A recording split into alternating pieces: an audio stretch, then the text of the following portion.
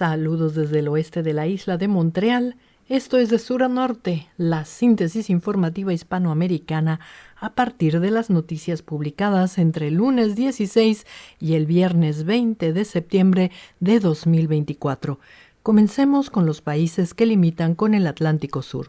En Argentina, Reuters comentó la alegría de los inversionistas ante el ambicioso plan para alcanzar el déficit cero que anunció el presidente Javier Milei el domingo. Deutsche Welle, por su parte, informó que el presidente Milei vetará todas las leyes que considere deficitarias, bajo la misma óptica con la cual vetó la semana pasada la ley de pensiones que buscaba compensar la pérdida de poder adquisitivo de los jubilados argentinos. El jueves, Prensa Latina informó que la Central de Trabajadores de Argentina y la Central de Trabajadores Argentina Autónoma iniciaron un proceso de reunificación con el fin de estar unidas contra las políticas económicas del gobierno de Milei. CNN, mientras tanto, siguió en la semana las conflictivas negociaciones de los trabajadores del sector aeronáutico argentino, pilotos, controladores, personal administrativo, que siguen sin alcanzar un acuerdo con el gobierno de Javier Milei.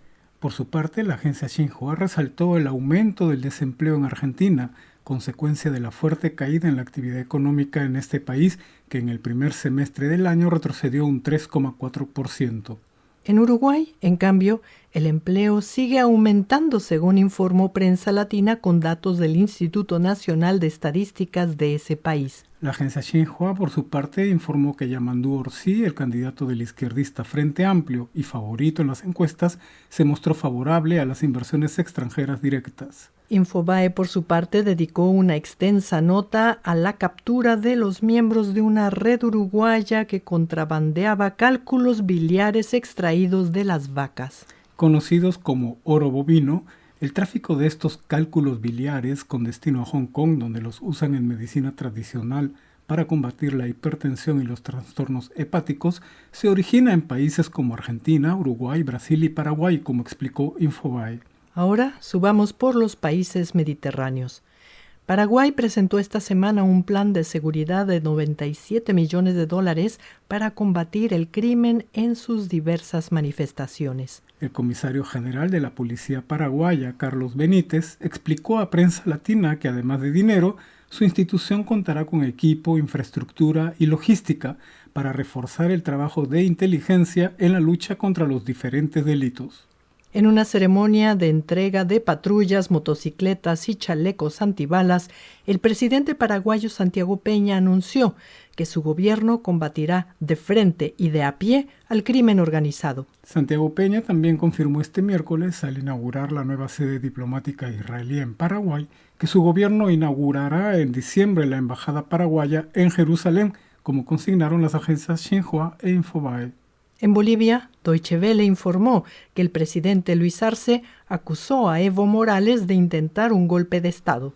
En un mensaje televisado y rodeado de funcionarios de su gobierno, el presidente Luis Arce dijo que Evo Morales busca imponer su candidatura presidencial a las buenas o a las malas. CNN informó a mitad de semana que varios civiles y policías resultaron heridos en la Marcha para Salvar la Patria organizada por Evo Morales, quien sigue afirmando sus intenciones de volver a la presidencia de Bolivia. Europa Press, por su parte, informó que la ministra de la Presidencia, Marianela Prada, invitó este viernes a Evo Morales para dialogar en las oficinas del Ministerio de Educación. Mientras tanto, los incendios forestales siguen empeorando la calidad del aire en Bolivia, según señaló Infobae. Ahora recorramos la costa del Pacífico. Esta semana, Chile se la pasó celebrando unas largas fiestas patrias. Prensa Latina indicó que al viernes más de 840,000 vehículos habían salido de la capital Santiago para seguir festejando. La agencia Xinhua, por su parte, resaltó el desfile militar de este jueves, donde el presidente chileno Gabriel Boric contempló el paso marcial de casi 8,000 efectivos que celebraron así el Día de las Glorias del Ejército. En otro tema, la Fiscalía de Chile anunció el jueves que Costa Rica aprobó la extradición de Michael Villegas, el ciudadano venezolano sospechoso en el secuestro y homicidio del exmilitar venezolano Ronald Ojeda, que conmocionó a la ciudadanía chilena.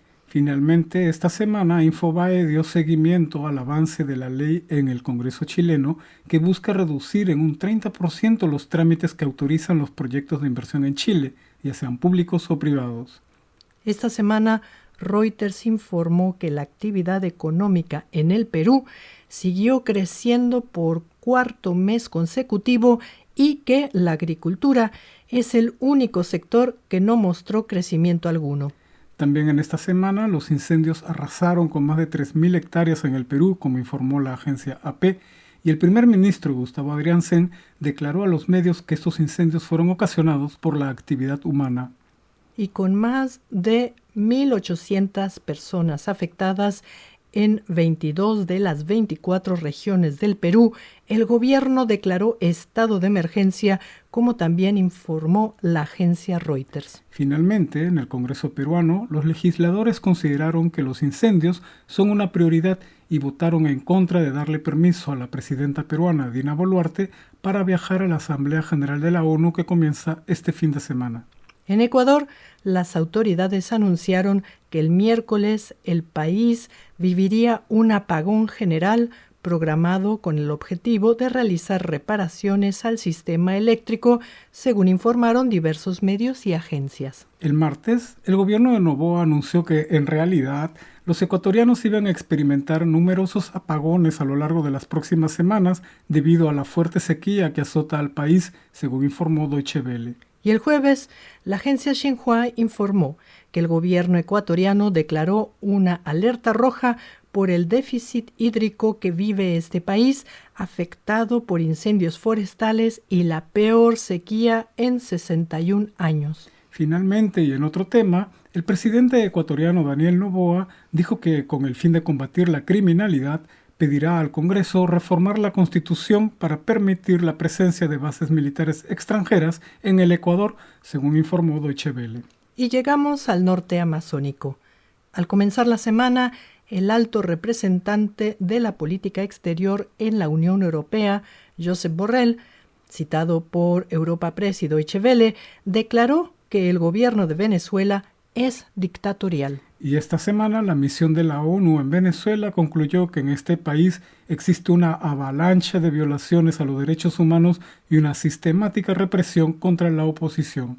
Las autoridades venezolanas mostraron a mitad de semana un documento donde el candidato opositor reconoce la sentencia del Tribunal Supremo venezolano que declara legítimo el triunfo de Nicolás Maduro en las elecciones del pasado 28 de julio. Al respecto, Edmundo González Urrutia reconoció que había firmado el documento bajo presión de las autoridades venezolanas en la embajada española, según informó Reuters.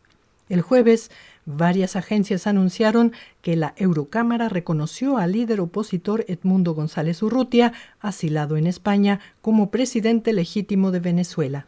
Y al final de la semana, el presidente Nicolás Maduro desmintió públicamente que su gobierno haya presionado a Edmundo González Urrutia y lo llamó cobarde. Finalmente, la prensa canadiense publicó un cable de AP donde algunas voces opositoras venezolanas le piden a Estados Unidos que cancele las licencias otorgadas a empresas como Chevron, que siguen trabajando en la actividad petrolera venezolana. El presidente de Colombia, Gustavo Petro, explicó el fin de semana que la información sobre el intento de asesinato en su contra provino de la DEA, según informó Europa Press. La agencia antinarcóticos estadounidense habría obtenido la información de gente allegada al M-19, la guerrilla de la que formaba parte el presidente Gustavo Petro. Según el mandatario colombiano, el plan para eliminarlo es idea de Iván Mordisco, el líder de una de las disidencias de las FARC. CNN, por su parte, informó que la Cámara de Representantes de Colombia condenó la persecución política en Venezuela y reconoció la victoria del candidato opositor Edmundo González Urrutia. CNN también informó que el Ejército de Liberación Nacional atacó un cuartel en la región de la Arauca, cerca de Venezuela, y el presidente colombiano Gustavo Petro dijo que este acto demuestra la real voluntad de paz de este grupo guerrillero. Y CNN desarrolló en la semana un análisis sobre los problemas que enfrenta el proceso de paz del presidente colombiano Gustavo Petro. Prensa Latina, por su parte, informó que Antonio García, líder del Ejército de Liberación Nacional, dijo que, aún en medio de acciones militares, las negociaciones de paz no tienen por qué detenerse. Ahora pasemos por Centroamérica y el Caribe. El gobierno de Panamá comenzó a construir el primer túnel que pasará por debajo del canal y usará la línea 3 del metro de la capital. La puesta en marcha de la perforadora alemana estuvo a cargo del presidente José Raúl Mulino, según informó Deutsche Welle. Prensa Latina, por su parte, dio cobertura sobre las propuestas de distintos sectores sociales convocados por el presidente José Raúl Mulino para darle nueva vida al Seguro Social panameño. El sector privado fue el primero en adelantar una propuesta donde el Estado juega el papel financiador, según informó la misma Prensa Latina. En Cuba, Reuters analizó en la semana las reglas de juego para la iniciativa privada, un sector llamado a colaborar para que la isla salga de la crisis económica. CNN, con información del vocero oficial Granma, explicó que la escasez de harina obligó al gobierno de Cuba a reducir la cantidad de pan en la canasta básica. Y Xinhua dedicó una nota especial al cambio de la matriz energética en Cuba, donde el gobierno chino participa en la construcción de paneles solares. La meta del gobierno cubano es que en el 2030 el 30% de las necesidades energéticas de la isla sea cubierta con energía solar. En República Dominicana, el presupuesto presentado por el presidente Luis Abinader priorizará los programas sociales, según informó Prensa Latina. José Ignacio Paliza, ministro de la Presidencia Dominicana, dijo que el gobierno de Abinader continuará subsidiando la electricidad y el combustible. Nicaragua recibió una solicitud de Reporteros Sin Fronteras para que detalle el paradero de la periodista feminista Fabiola Tercero Castro, detenida durante un allanamiento a su domicilio. En El Salvador, varios medios informaron que el presidente salvadoreño Nayib Bukele anunció que presentará un presupuesto con deuda cero y que su gobierno no va a pedir crédito ni para pagar intereses de las deudas de gobiernos anteriores. De todos modos, Prensa Latina especificó que, en la actualidad, el gobierno de Bukele se encuentra negociando un préstamo de $1.300 millones con el Fondo Monetario Internacional.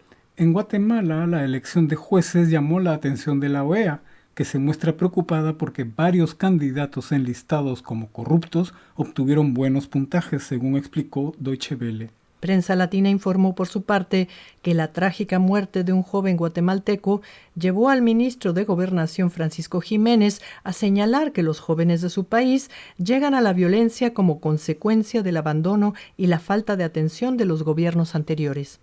Y llegamos al norte.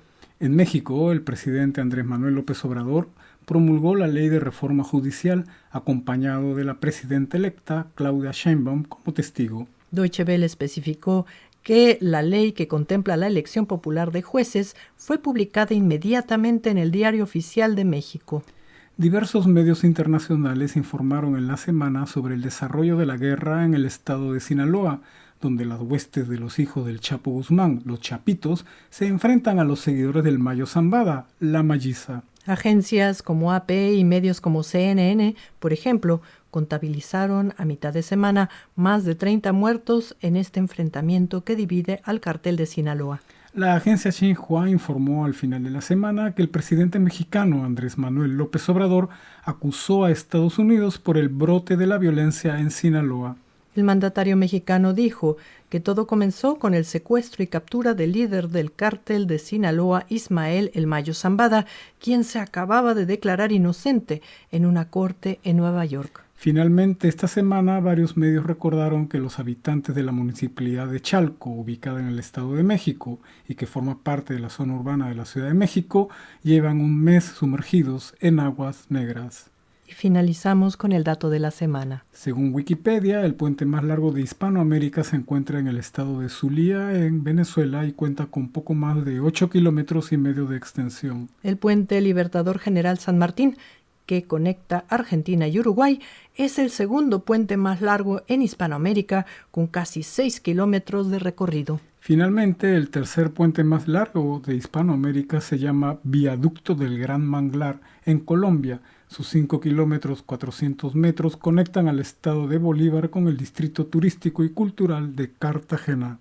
Bueno, amigos, esto fue De Sur a Norte, una ditirámbica síntesis noticiosa desde el oeste de la isla de Montreal, en donde todavía las temperaturas parecen veraniegas. Una vez más, les deseamos un hermoso fin de semana y nos despedimos hasta la próxima.